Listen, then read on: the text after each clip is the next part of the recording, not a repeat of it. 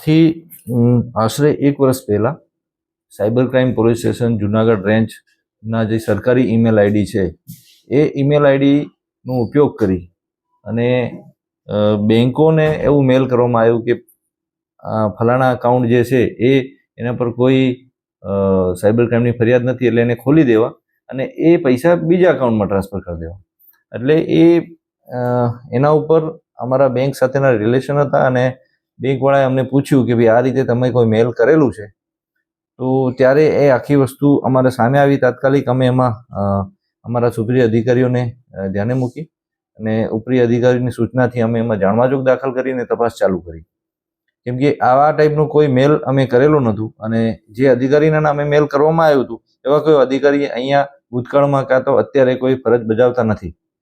તો અમે એની તપાસ કરી અને તપાસના અંતે અમને ખબર પડી કે હાલના જે આરોપી છે વિશાલભાઈ,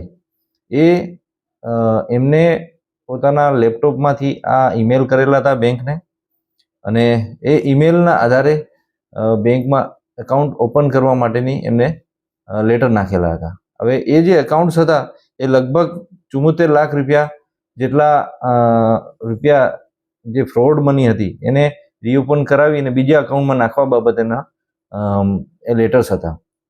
એટલે એ બાબતે અમે તાત્કાલિક સંજ્ઞાન લઈ અને ગુનો દાખલ કરેલ.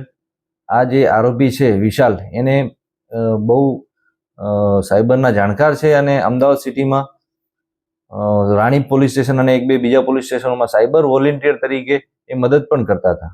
એટલે એને સાયબરની એક્ટિવિટી બાબતે અને સાયબરની ખાસું બધું નોલેજ હતું એને.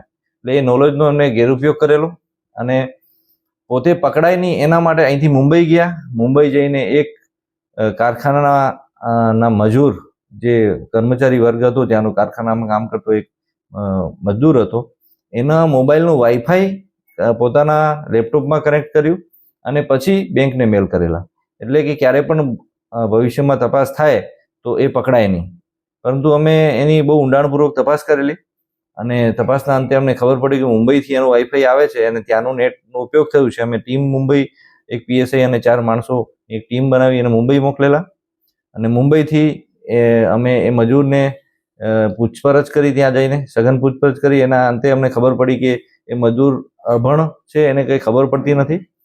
તો એને અમે પૂછપરછ માટે અહીંયા લઈ આવેલા અને એની કોર્ટ રૂબરૂ એને અમે 183નું સ્ટેટમેન્ટ લેવડાવ્યું અને પછી એને આધાર પર અમે હાલના આરોપીને અરેસ્ટ કરેલો છે.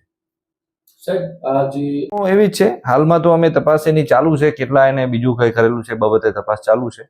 પરંતુ મેં આપને પહેલાં પણ કીધું કે સાયબરનો જાણકાર માણસ હતો.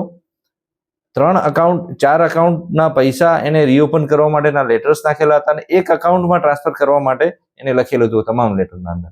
હવે જે અકાઉન્ટમાં ટ્રાન્સફર કરવા માટે લખેલો એની તપાસ ચાલુ છે. એ ક્યાંનું છે, એ કોને એને લાભ કરાવવાનું હતું, કાં તો એનો અકાઉન્ટ સાથે આનું સંબંધ શું છે, એ તમામ બાબતેનું હાલ ઇન્વેસ્ટિગેશન ચાલુમાં છે. કેટલા અન્ય આરોપીઓ એમાં સામેલ છે? એ અન્ય આરોપીઓ એના અંદર કેટલા સામેલ છે એની પણ તપાસ ચાલુ છે. અમે આગળ વધીએ છીએ કે અમારી ઈમેલ આઈડી અને પાસવર્ડ ક્યાંથી લઈ આવ્યો, એને જોડે કેવી રીતે આવેલા, અને એ બધી જ તપાસ હાલમાં ચાલુમાં છે.